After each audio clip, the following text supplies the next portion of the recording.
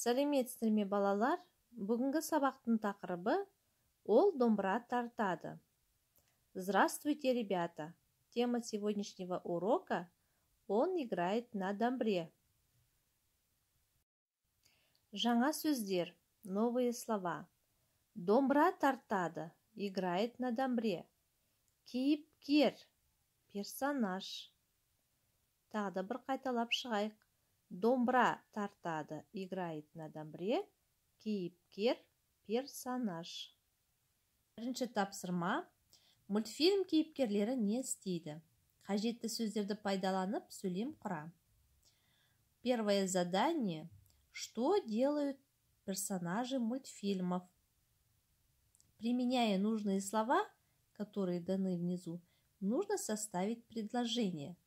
Например, под первым рисунком есть такие слова: билейді, танцует, ән айтады, поет, сурет салады, рисует, оқиды, учится, домбыра тартады, играет на домбре. Под вторым рисунком билейді, танцует, ән айтады, поет, сурет салады, рисует. Под третьим рисунком ертегі оқиды, читает сказку, ән айтады, поет, сурет салады, рисует. То есть вам нужно будет, применяя эти нужные слова, составить предложение.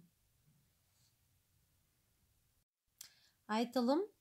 Екінші тапсырма қуыршақ театры ойыны. Второе задание.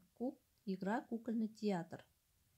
Үйден өзің қалаған екі кейіпкердің суретін салып, оны қиып алып кел. Осы екі кейіпкерді өзара сөйлестір. Олар бір-бірімен сәлемдессін, таныссын, бір-бірінен Наурыз мейрамында не істейтінін сұрасын.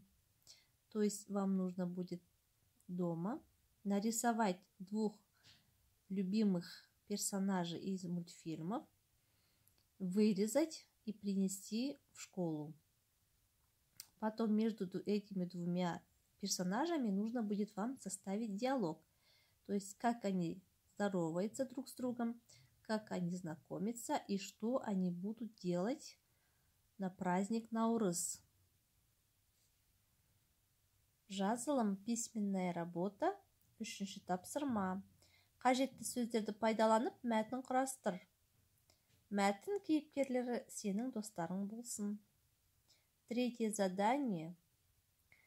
Применяя нужные слова, которые даны, нужно составить текст.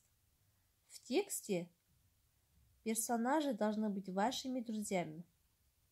Қажетті сөздер, нужные слова.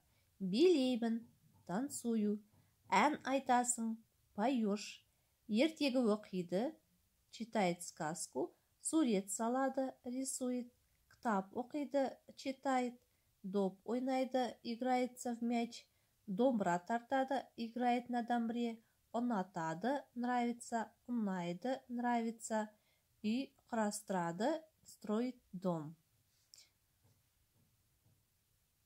Үйге тапсырма, домашнее задание. Жаңа сөздерді жаттау, выучить новые слова. Кәнекей тағы да бір қайталап шығайық. Давайте повторим еще раз.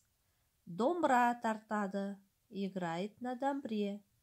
Кейіпкер, персонаж. Осымен сабақ аяқталды.